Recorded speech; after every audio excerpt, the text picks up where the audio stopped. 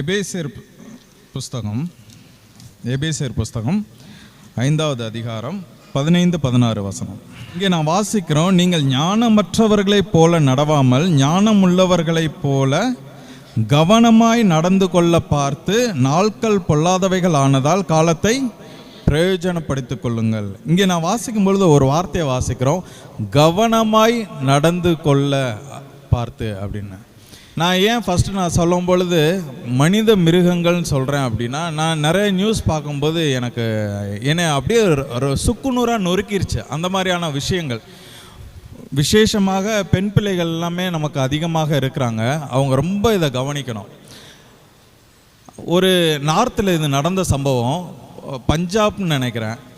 வீட்டை விட்டு ஒரு 12-14 வயசு உள்ள ஒரு பொண்ணு வீட்டை விட்டு கோச்சிக்கிட்டு அம்மா அப்பாட்ட சண்டை போட்டுட்டு வீட்டை விட்டு கோச்சிட்டு வெளில போகிறா. போயிட்டே இருந்தவ, அவளுக்கு என்ன கோவம் தெரியல, வர்ற பஸ் ஏறி போயிட்டான்.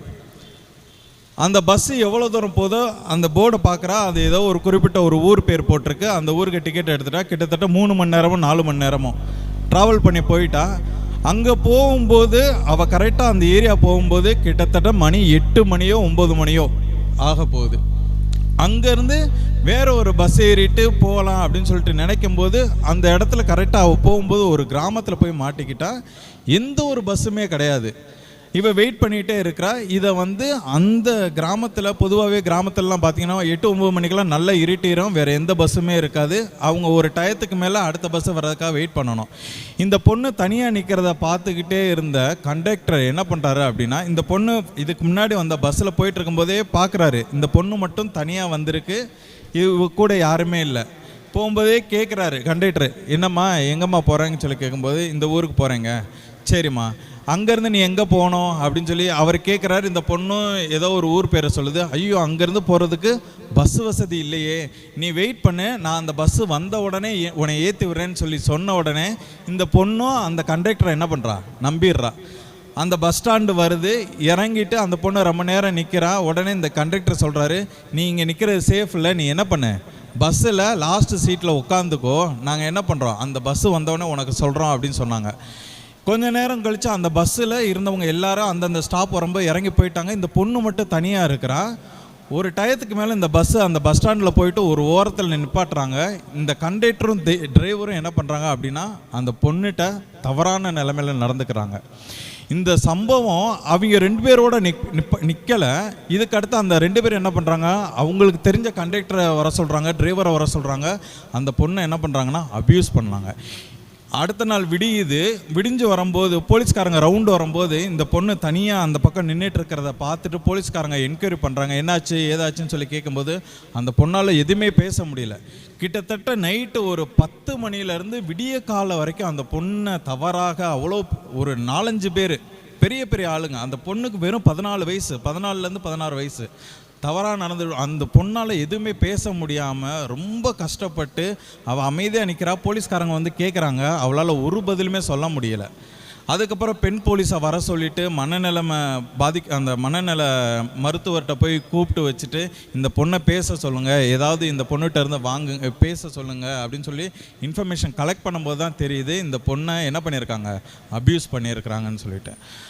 ஒரு விஷயம் நீங்கள் நல்லா தெரிஞ்சுக்கோங்க, நம்ம எடுக்கக்கூடியதான அந்த கோபத்தில் எடுக்கக்கூடியதான ஒவ்வொரு முடிவும், பிள்ளைங்கள்லாம் இருக்கிறீங்க நல்லா கவனிச்சுக்கோங்க, நம்ம கோபத்தில் எடுக்கக்கூடியதான ஒவ்வொரு முடிவும் எல்லா நேரமும் சரியாகவே இருக்காது. சில நேரம் டக்குன்னு நம்மளோட ஹைப்பர் ரொம்ப டெம்பர்லாம் அதிகமாகிட்டு வீட்டை விட்டு போயிடுவோம். இது சின்ன பிள்ளைங்களுக்கு மட்டும் சொல்லலை, நிறைய நியூஸ் இருக்குது, பெரியவங்களுக்கும் இதே மாதிரியான நிலைமை நடக்குது. அது ஆண்களாக இருக்கட்டும் பெண்களாக இருக்கட்டும் எல்லாருக்குமே இந்த மாதிரியான நிலைமை இருக்குது. அப்போது ஒரு சில விஷயங்கள் நமக்கு நடக்கும்போது அதை எப்படி கையாளுறோம் அப்படின்றதுல நம்ம ரொம்ப ஜாக்கிரதையாக இருக்கணும். நம்ம வாசித்த இந்த வார்த்தையை நீங்கள் பாருங்களேன், எபேசியர் புஸ்தகம் 5வது அதிகாரம் அதனுடைய 15-16 வாசிக்கும் பொழுது, நீங்கள் ஞானமற்றவர்களைப் போல நடவாமல் ஞானமுள்ளவர்களைப் போல கவனமாய் நடந்து கொள்ள பார்த்து அப்படின்னு சொல்லி வாசிக்கிறோம். கவனமாய் நடந்து கொள்ள பார்த்து. இது கவனமாய் நடக்கிறது அப்படின்னா ரொம்ப கான்ஷியஸாக நான் இப்படியே ஸ்ட்ரைட்டாக போய் ரைட்டில் வருவேன் அப்படின்றதே நீங்கள் என்ன எடுத்துக்கலாம். இன்னொன்று, நம்ம யாருன்னு சொல்லி தெரியணும் ஃபஸ்ட்டு நமக்கு. நான் இதுக்கு முன்னாடியே நான் சொல்லும்போது சொல்லியிருக்கிறேன், நம்ம எல்லாரும் யாராம், நாம் தேவனுடைய பிள்ளைகள், நம்ம எல்லாரும் விசுவாசிகள். அந்த உணர்வு நமக்கு என்ன பண்ணியிருக்கணும், இருக்கணும். அப்போ தான் நான் ஒரு வீட்டில், நான் இப்போ என் வீட்டில் இருக்கிறேன், என்னை சுற்றி இருக்கிறவங்கெல்லாம் என்னை எப்படி பார்ப்பாங்க, இவன் ஒரு கிறிஸ்தவன், இவன் ஒரு விசுவாசி, இவன் வீட்டிலே 24 மணி நேரம் சண்டை வந்துக்கிட்டே இருக்கு அப்படின்னா இவன் எப்படி மற்றவங்கள இடத்துல அன்பை செலுத்துவான், மற்றவங்கள்ட்ட எப்படி அன்பை கட்டுவான்ற ஒரு எண்ணம் அவங்களுக்கு வரும் இல்லையா. அப்போது நான் யார் அப்படின்றத நான் என்ன பண்ணியிருக்கணும், தெரிஞ்சிருக்கணும். அப்போது அதில் நம்ம என்ன பண்ணணும், கவனம் செலுத்த வேண்டியது மிகவும் அவசியமாக இருக்கிறது. இந்த 15வது வசனத்தில் வாசிக்கிறோம், கவனமாய் நடந்து கொள்ள பார்த்து. ஆங்கிலத்தில் வாசிக்கும் பொழுது பிஹேவ் கேர்ஃபுல்லி அப்படின்ற ஒரு வார்த்தை இருக்குது. பிஹேவ்னா என்னது, பிஹேவ்ன்ற ஒரு வார்த்தை சொல்லுவோம்ல, என்ன சொல்லுவோம், நல்லா நடந்துக்கிறது அப்படின்ற மாதிரி.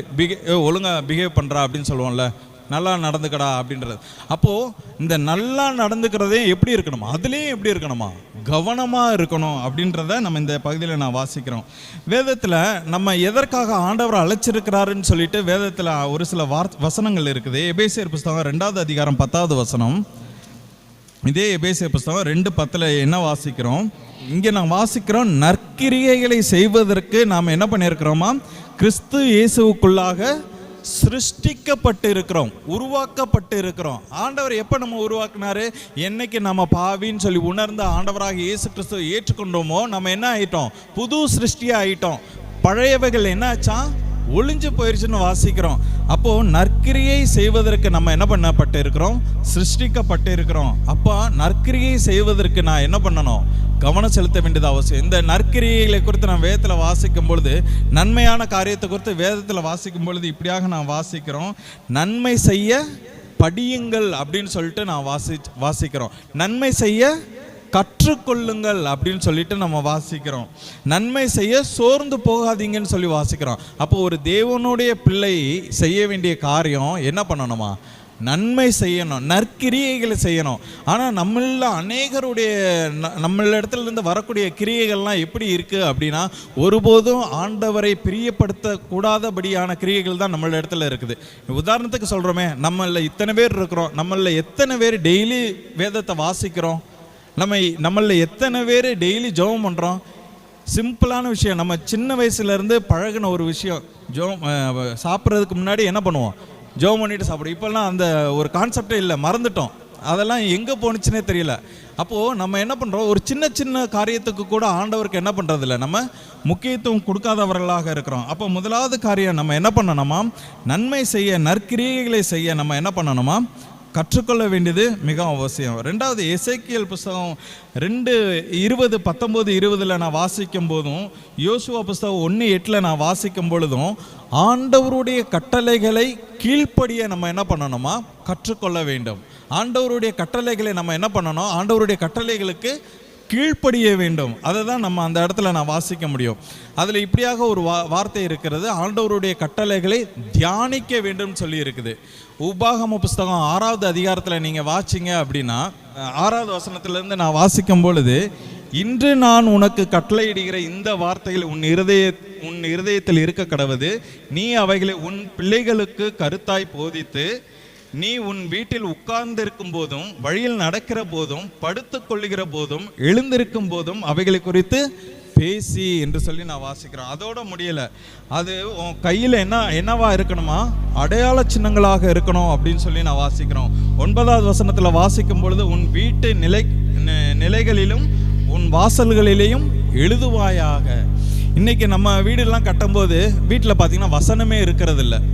சில பேருடைய வீட்டில் என்ன இருக்கிறதில்ல, வசனம் இருக்கிறதில்ல. ஆனால் இங்கே நான் வேதத்தில் வாசிக்கிறோம், இது வீட்டில் கண்டிப்பாக இருந்து ஆகணும். வீட்டில் இங்கே நான் வாசிக்கிறேன், என்ன வாசிக்கிறோம், நீ உன் பிள்ளைகளுக்கு கருத்தாய் என்ன பண்ணணுமா, போதிக்கணும். நீ உட்கார்ந்திருக்கும் போது, எந்திரிக்கும் போதும் அவைகளை குறித்து நீ என்ன பண்ணணுமா, பேசணும். இப்படி நீ பேசலை அப்படின்னா என்ன ஆகும் அப்படின்னா, ஆண்டவரை குறித்ததான ஒரு அறிவு பிள்ளைகளுக்கு என்ன பண்ணாதான், இருக்காது.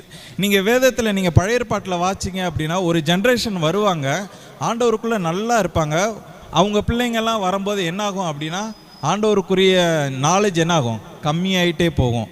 அதுக்கப்புறம் ஆண்டவர் என்ன பண்ணுவார், அவங்க தவறு பண்ணுவாங்க, ஆண்டவர் அவங்கள சிட்சிப்பார், மறுபடியும் அவங்களுக்கு என்ன வரும், ஞானம் வரும், மறுபடியும் ஆண்டவருடைய கட்டளைகளை கீழ்ப்படிவாங்க, மறுபடியும் தவறு செய்வாங்க. இது இப்படியே தான் நடந்துட்டுருக்கோம். காரணம் என்ன அப்படின்னா, அவங்களுடைய பிள்ளைகளுக்கு கருத்தாய் ஞானமாய் டெய்லி அவங்க போதிச்சிருந்தாங்க அப்படின்னா அந்த மாதிரி சூழ்நிலை வராதுன்றதை நம்ம இந்த மூலமாக புரிந்து கொள்ள முடியும்.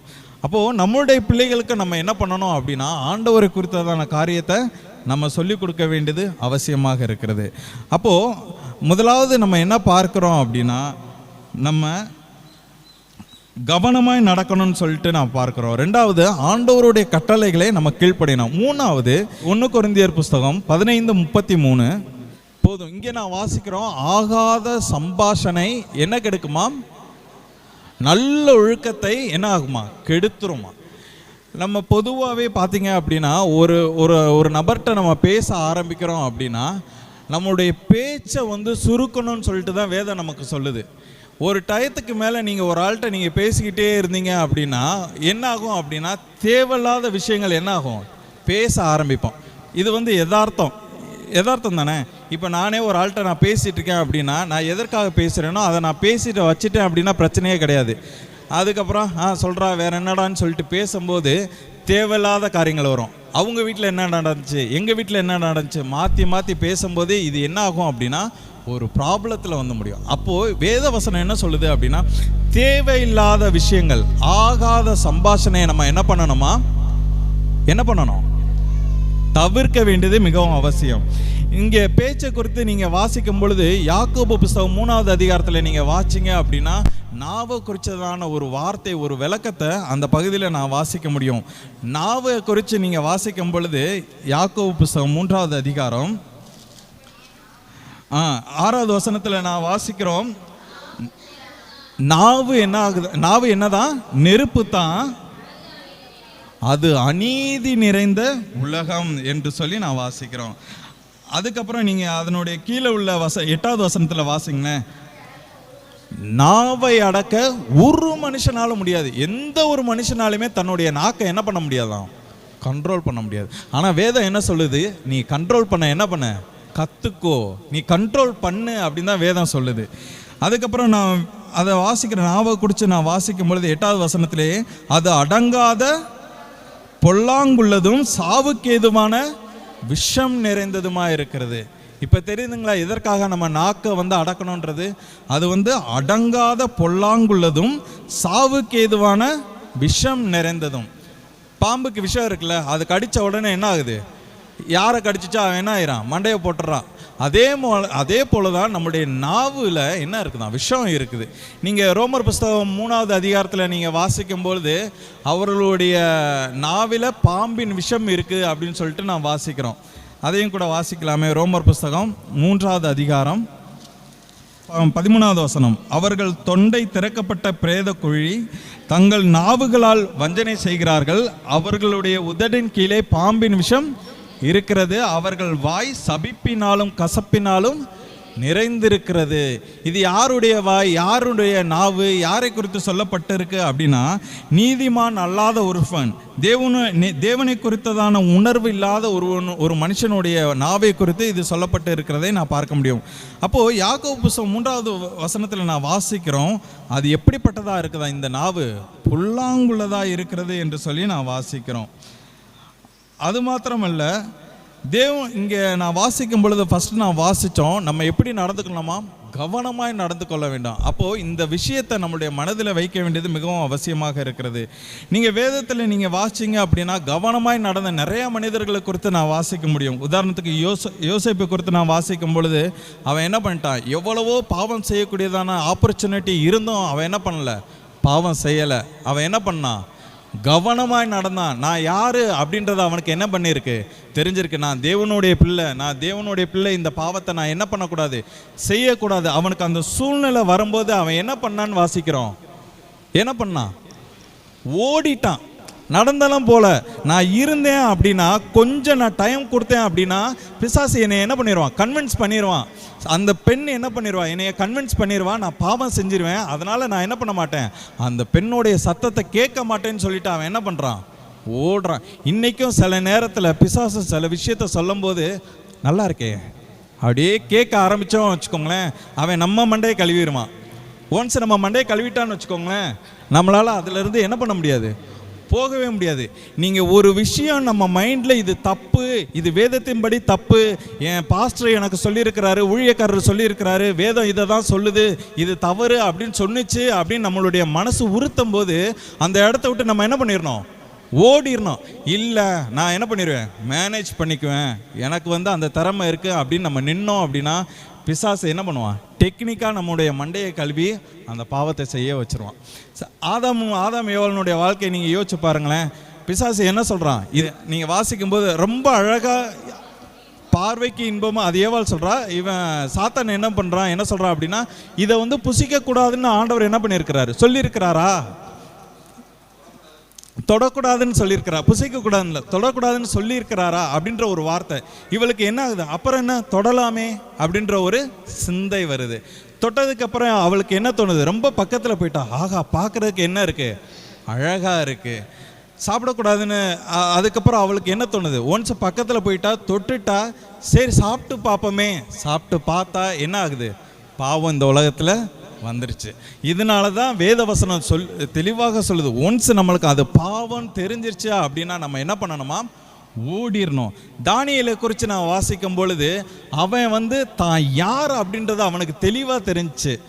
ஒன்றும் இல்லைங்க, வெறும் ஒரு 16-17 வயசில் ஒரு அடிமையாக வேற ஒரு நாட்டுக்கு கொண்டு போகப்பட்ட தானியேல். அவனுக்கு அவங்க அப்பா அம்மா கிடையாது, கண்டிக்கிறதுக்கு யாருமே கிடையாது, அவன் என்ன வேணாலும் பண்ணலாம். ராஜாவுனுடைய அரண்மனையில் ராஜா பெரிய ஒரு ஆஃபர் கொடுக்குறாரு, நீங்கள் என்ன வேணாலும் என்ன பண்ணிக்கலாம், சாப்பிட்டுக்கலாம். ஆனால் அவன் என்ன பண்ணுறான் அப்படின்னா, தன்னுடைய இருதயத்தில் ஒரு தீர்மானத்தை எடுத்து, நான் தேவனுடைய பிள்ளை, நான் இதை சாப்பிடக்கூடாதுன்னு சொல்லிட்டு அவன் அதில் கவனமாக இருந்து தேவனுக்கு பிரியமில்லாத காரியத்தை அவன் செய்யவே இல்லை அப்படின்றத நம்ம அந்த இடத்துல இருந்து பார்க்க முடியும். யோபுனுடைய வாழ்க்கையை நீங்கள் பார்த்தீங்க அப்படின்னா, யோபு தெளிவாக சொல்கிறாரு, ஆண்டவர் இடத்துலேருந்து நன்மையை பெற்றனா தீமையை பெற வேண்டாமா. என்ன ஒரு அழகான ஒரு வார்த்தைங்க. எப்படி அவனுக்கு அந்த மனசு வந்துச்சு. இதை சொல்லும் போது யோபு நல்ல நிலைமையில கிடையாது.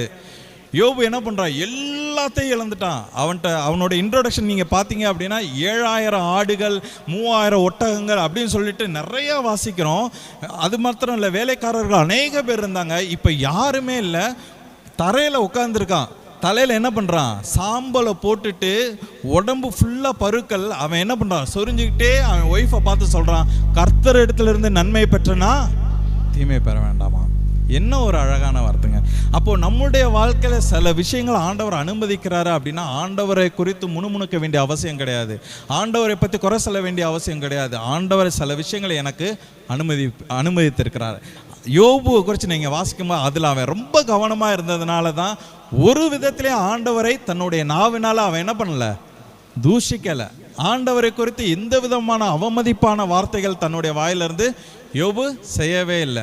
கடைசி வரை தான் யார் அப்படின்றத, ஆண்டவர் எதனால் அவனுக்கு அந்த விஷயங்கள் கொடுத்துருந்தாருன்றதை அவன் புரிஞ்சு அமைதியாக இருந்ததுனால ஆண்டவர் என்ன பண்ணார், யோபுவை கடைசியில் என்ன வாசிக்கிறோம், ரெட்டிப்பான ஆசீர்வாதம். தானியேலை குறித்து வாசிக்கும் பொழுது ஸ்டார்டிங்கில் ரொம்ப கம்மியான ஒரு கேட்டகரியில் தான் இருந்தான். அதுக்கப்புறம் நீங்கள் வாசிக்கும் பொழுது ராஜாவுக்கு கீழே பிரதானிகள் 3 பேர் இருக்காங்க, அதில் ஒரு ஆளாக வந்தான். ஒரு அடிமையாய் வந்த ஒரு தானியேல் அவன் என்ன பண்ணுறான், பிரதானிகள் ராஜாவுக்கு கீழே இருக்கிற 3 பிரதானிகளில் ஒரு ஆளாக வந்தான். எப்பயுமே சில விஷயங்களில் நம்ம கவனமாக இருக்கும்போது ஆண்டவர் என்ன பண்ணுவார், நம்மளை உயர்த்துவார். நம்ம ஆண்டவருடைய பிள்ளைகள் அப்படின்றத நம்ம உணர்ந்திருக்க வேண்டும். கவனமாக இருந்தவர்களை குறித்து சொல்லிட்டேன், கவனம் இல்லாதவர்களை குறித்து நான் சொல்லி முடிக்கிறேன். சிம்சோனை குறித்து நான் வாசிக்கிறோம். சிம்சோன் ஆண்டவர் அவனுக்குன்னு சில விஷயங்கள் அவனுக்கு வச்சிருந்தாரு, அவனுக்குன்னு ஒரு விஷன் இருந்துச்சு, ஒரு எய்ம் இருந்துச்சு. ஆனால் அவன் என்ன பண்ணுறான் அப்படின்னா அந்த விஷன்ல இருந்து அவன் பின்வாங்கி போகிறான் கவனக்குறைவினால. ஏன்னா ஆண்டவர் தெளிவாக சொல்லியிருக்கிறாரு, அவன் செத்து போன இந்த மாம்சத்தையும் அவன் என்ன பண்ணக்கூடாது, சாப்பிடக்கூடாது. இவன் நடந்து போகும்போது ஒரு சிங்கம் செத்து போய் அதனுடைய எலும்பு கூட்டில் என்ன இருக்குது, தேன் இருக்குது. அந்த தேனை இவன் என்ன பண்ணுறான், எடுத்து பருகிறான். அவனுடைய கவனக்குறைவு, தான் யார், ஆண்டவர் எதனால் அவனுக்கு அபிஷேகம் பண்ணி அங்கே வச்சிருக்கிறாருன்றத அவன் உணராதவனாக தன்னுடைய கவனக்குறைவினால அவன் பண்ணான். அதோடு அவன் நிப்பாட்டல, மாறாக என்ன பண்ணுறான், இன்னொரு பாவமும் பண்ணுறான். தெலீலாள் என்கிற ஒரு வேசியை அவன் என்ன பண்ணுறான், திருமணம் பண்ணணும்னு சொல்லிட்டு அவன் முயற்சிக்கிறான். அவளாலே அவனுக்கு என்ன ஆகுது? பெரிய ஒரு ஆபத்து. தன்னுடைய கடைசி காலத்தில் அவ்வளோ பெரிய பயில்வான்ங்க, அவ்வளோ பெரிய பலசாலி, கடைசி நாளில் தன்னுடைய கண்கள் பிடுங்கப்பட்டவனாக அவன் என்ன பண்ணுறான்? எல்லாருக்கும் முன்னாடி இருந்து அவன் செத்து போனான் அப்படின்னு சொல்லிட்டு நான் வாசிக்கிறோம். எவ்வளோ பெரிய ஒரு கவனக்குறைவு பாருங்கள். அது மாத்திரம் இல்லை, ஏசாவை குறித்து நான் வாசிக்கிறோம். சிரேஷ்ட புத்திர பாகம், எவ்வளோ பெரிய விஷயம் சிரேஷ்ட புத்திர பாகம். பழைய ஏற்பாட்டு காலத்தில் நீங்கள் இஸ்ரவேல் மக்களை நீங்கள் எடுத்துக்கிட்டீங்க அப்படின்னா, ஒரு குடும்பத்தில் ஒரு மூத்த பையன் ஒருத்தன் வந்துட்டானா இந்த சிரேஷ்ட புத்திர பாகம்னு சொல்லிட்டு அவனுக்கு கிடைக்கும். அவனுக்கு அடுத்த வர்ற அவனுக்கு கீழே இருக்கிற எத்தனை தம்பியாக இருக்கட்டும், அவங்களுக்கு கிடைக்கிறத விட ஃபஸ்ட்டு பிள்ளைக்கு டபுள் த போர்ஷன், ரெட்டிப்பான ஆசீர்வாதம் கிடைக்கும். அந்த ரெட்டிப்பான ஆசீர்வாதத்தை இவனுடைய அலட்சியத்தினால ஒரு சின்ன ஒரு பயிர் கூழுக்காக இவன் என்ன பண்ணுறான்? விற்று போட்டான் என்று சொல்லி நான் வாசிக்க முடியும். எவ்வளோ ஒரு கவனக்குறைவு பாருங்கள். இதோட முடியலை. நீங்கள் புதிய ஏற்பாட்டில் நீங்கள் வாசிங்க அப்படின்னா 10 கன்னிகைகள் குறித்து நான் வாசிக்கிறோம். அவ்வளோ தூரம் தெளிவாக சொல்லியிருக்கு. ஆண்டவர் எப்போ வருவாருன்னு தெரியாது. நீங்கள் என்ன பண்ணுங்கள்? கேர்ஃபுல்லாக ஆயத்தமாக இருங்கன்னு சொன்னதுக்கப்புறம் போங்கன்னு சொல்லிவிட்டு இவங்க என்ன பண்ணுறாங்க? ஆடி அசைஞ்சு கொஞ்சோண்டு எண்ணெய் எடுத்துகிட்டு போகிறாங்க. கடைசியில் என்னங்க ஆச்சு? எதற்காக போனாங்களோ அந்த நோக்கத்தை இழந்துட்டு அவங்களுடைய கவனக்குறைவினால் அவங்களால என்ன பண்ண முடியலை? மணவாளனோட போக முடியலை. இன்றைக்கும் கூட நம்ம தேவ பிள்ளைகளாக இருக்கிறோம். நம்மளை ஆண்டவர் எதற்காக வைத்திருக்கிறார்ன்ற ஒரு கவனம் நமக்கு என்ன தேவை? அப்படி கவனமாய் நம்ம இருக்கும் பொழுது, நம்ம முன்னாடி சொன்ன 3 பேரை சொன்னல, அவங்க எப்படி ஆசீர்வதிக்கப்பட்டாங்கன்னு சொல்லி சொன்னேன். அதே மாதிரி கவனம் இல்லாமல் இருந்தவங்களுடைய வாழ்க்கையை நான் சொல்லிட்டேன். அதனால் நம்முடைய வாழ்க்கையில், நம்ம வாழ்க்கை கொஞ்ச நாள் வாழ்க்கை தான். இந்த கொஞ்ச நாள் வாழ்க்கையில் ஆண்டவருக்காக நம்ம கவனமாக இருந்து ஆண்டவருடைய நாமத்தை மகிமைப்படுத்தி வாழ ஆண்டவர் தாமே நமக்கு உதவி செய்வாராக. அவருடைய நாமம் மகிமைப்படுவதாக. ஆமென்.